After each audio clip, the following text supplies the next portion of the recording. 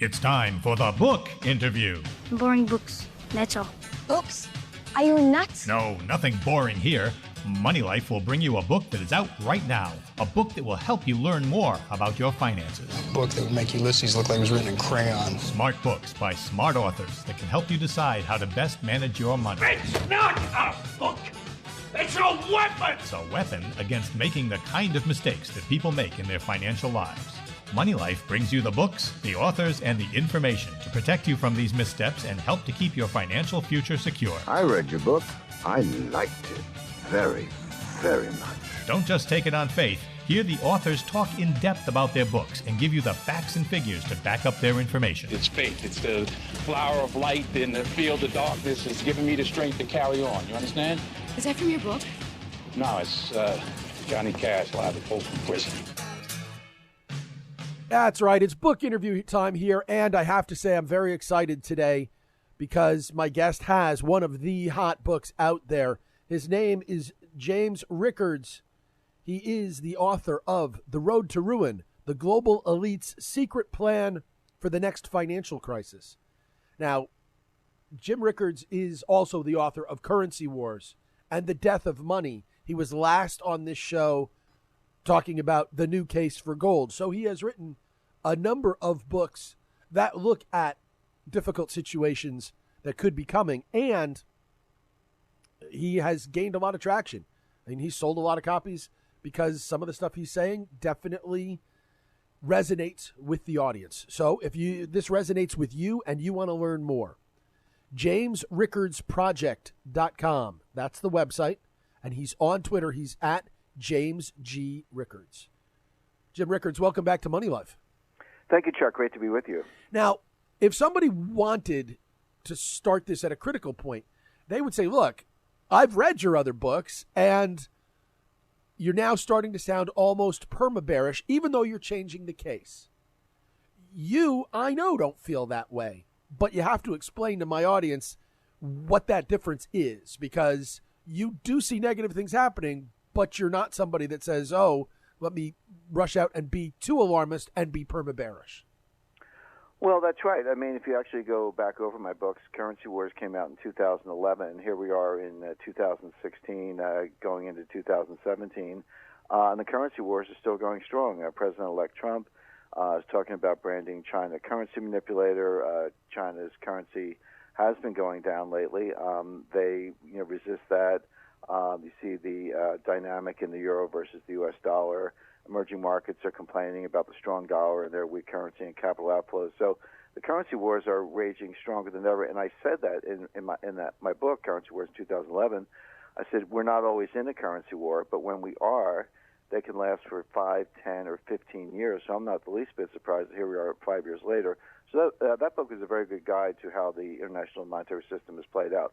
My second book, The Death of Money, in 2014, has long chapters regarding the SDR, the role of the IMF, the fact that the IMF is a de facto central bank. That was April 2014. Here we are in late 2016. And just recently, on July, the IMF issued a paper talking about the rise of what they call MSDRs, which are market SDRs. That's what the M stands for. And on Q, the World Bank issued a $2 billion SDR bond issue. Notice I didn't say $2 billion. I said 2 billion SDRs. And there have been other follow-on issues. And on October 1st, the IMF included the Chinese yuan in the group of currencies used to calculate the value of an SDR. So I think I have a pretty good track record of being 2, 3, 4 years ahead of these major trends. The problem is we live in a world of 2-second attention spans. You say something on a Tuesday and the market goes the other way on Wednesday, and somehow you're an idiot. I don't think a day ahead. I think years ahead, and I am giving readers the opportunity to see these trends coming and to prepare for them. In my new book, The Road to Ruin, and that's what I was going to turn to right now. Explain a little bit to folks about The Road to Ruin, please. Sure. The Road to Ruin is the third book in the series. There was the new case for gold, but that's a little bit of a specialty. I put a lot into it, but that's kind of a standalone. But Currency Wars, The Death of Money, and The Road to Ruin, my new book, are 3 volumes in a projected quartet, a projected 4-volume series on the future of the international monetary system. The Road to Ruin basically takes the reader forward to, I say 2018, but that's really just to sort of put a stake in the ground, it could be tomorrow, to the next global financial crisis, and why it will be different than the last two. The last two I talk about in the book are 1998 and 2008. Now, I leave out, for example, the 2000 dot-com meltdown. That was a big market drawdown. The Nasdaq dropped 80%, but that was not a systemic crisis. It was bad for investors. Investors lost a lot of money. It was a bubble popping, but not every bubble popping is a systemic crisis. Not every business cycle recession is a systemic crisis. Systemic crises are a different kind of thing. They come very unexpectedly, although you can see them developing. But 98, 2008, and the next one, whether it's 2018 or tomorrow, fit that particular bill. Now, in 1998, of course, you had the collapse of hedge fund long-term capital management and the default by Russia that was on top of a series of defaults and capital flight around the world. The world was just hours away from closing every stock and bond market in the world. That's how serious it was. It seems distant today. A lot of people don't remember it. Certainly younger people would not have been in the markets when it happened. But that's how serious it was. I actually was I was the lawyer, the counsel for long-term capital management. I negotiated the bailout. I was in the room with the Fed and the Treasury. I know just how bad that was. In 2008, same thing. We were days away from the sequential collapse of every bank in the world. Bear Stearns had failed in March 2008. Fannie and Freddie, the mortgage agencies, failed in June of 2008. Lehman Brothers failed in September 2008. They were falling like dominoes. Morgan Stanley would have been next, then Goldman Sachs, then Citi, B of A, J.P. Morgan. They all would have fallen, but for the fact that the Fed intervened and truncated that process, but they did so at great cost, tens of trillions of dollars of swaps with the European Central Bank money printing QE. I mean, I think, again, listeners are familiar with the story, but here's my point. In 1998, Wall Street bailed out a hedge fund. In 2008, the central banks bailed out Wall Street. In 2018, if not sooner, who's going to bail out the central banks? In other words, each bailout gets bigger than the one before. Each crisis gets bigger than the one before. We are now at the point where the next crisis will surpass the ability of the central banks to truncate the process. They'll have to turn to the International Monetary Fund. It's the only clean balance sheet left in the world.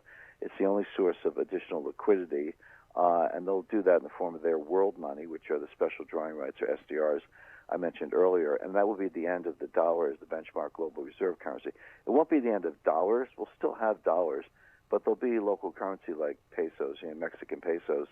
You'll get them when you come to visit New York, but they won't be the benchmark for the global reserve. These are very momentous shifts. They take time to play out, but I'm continuing what I think is a very good track record, going back to the first two books, of warning readers what's coming next. So in that kind of an environment, are we going to be in a situation where people want to be hoarding their cash, or what do they want to do to at least have some measure of preparation? Well, cash is a good asset in the short run, and I have about 30% of my portfolio in cash. People are surprised to hear me say that. They go, wait a second, Jim, you're the guy talking about the death of money, et cetera. Why would you have cash? The answer is I might not have it in the long run, but I like it in the short run because it reduces volatility in the rest of the portfolio. It also gives you great optionality. When you're the person with cash, you can wait till there's more visibility about which way things are going to play out, and you can be the person who benefits from that. You can go out and buy distressed assets, after certain sectors have collapsed, or defensively pivot into certain asset allocations based on whether we'll see deflation or inflation. This is one of the challenges. Deflation is the natural state of the world. There's no doubt about it because of demographics, technology, debt, deleveraging. On the other hand, inflation is a clear and present danger because of central bank policy. So you've got deflation and inflation both in play at the same time in a unstable dynamic, exactly like two tectonic plates, continental plates or oceanic plates pushing against each other. It doesn't mean there's an earthquake every day, but it does mean that it's unstable. The pressure's building up. There's going to be a massive earthquake sooner than later. It's just a question of when and which way it breaks. So investors need to think about deflation protection plays and inflation protection plays, and cash gives you that optionality. The other asset I recommend, about 10% of your investable assets in gold. Gold is the other end game. I talked about SDRs as the end game for the reset of the international monetary system, but gold is another possibility. There's not a central bank in the world that wants a gold standard, but they may have to go to one to restore confidence. Even if they don't, if they're able to restore confidence somehow with massive printing of trillions of SDRs, that will be inflationary. So gold will either benefit on the inflation vector, or it will benefit if countries have to go to a gold standard, in which case the implied non-deflationary price is about $10,000 an ounce. From the perspective of people hearing this and going, okay, secret plan, global elites, help them understand, A, the global elites, and a plan that is secret that yet you are able to write about. Well, that's a great question, Chuck. First of all, the global elites, we know who they are. I mean, when you use that phrase, as I do, people conjure up a deep, dark conspiracy of figures in hooded robes sitting around a mahogany table like something from a Spectre meeting in a James Bond movie. That's not what it is. I mean, we know who they are. It's Christine Lagarde, the head of the IMF. It's David Lipton, her first deputy managing director. People like Mario Draghi and Janet Yellen, heads of central banks. Academics like Ken Rogoff at Harvard, Larry Summers, also at Harvard. Public intellectuals like those in the UK, Adair Turner, Anatol Kalevsky, and others. It's a collection of about several hundred academics, central bankers, finance ministers, public intellectuals, etc., who collectively run the international monetary system. And they don't need a top-down organization. It works because they're like-minded. They all went to the same 5 or 6 schools, whether it's Oxford or Harvard or MIT, Chicago, Stanford, etc., small number of schools. They learn the same things. I like to say they're not uneducated, but they are miseducated because they've absorbed a lot of neo-Keynesian economics that doesn't sync up very well with the real world. In many cases, they taught each other. You take a figure like Stan Fisher, vice chairman of the Fed. He's a little older than the other folks I mentioned. He was PhD thesis advisor to a number of those who today are out there running other central banks. So when you have a like-minded group, a group that's engaged in groupthink, a group that all kind of they're all using the same obsolete and dangerously erroneous models, you don't need a conspiracy. They just kind of work in sync. But unfortunately for the rest of us, they are in charge of the system. Now, as far as the secret plan is concerned, the way I put it, the IMF is the lead organization, but there are others, the G20, et cetera.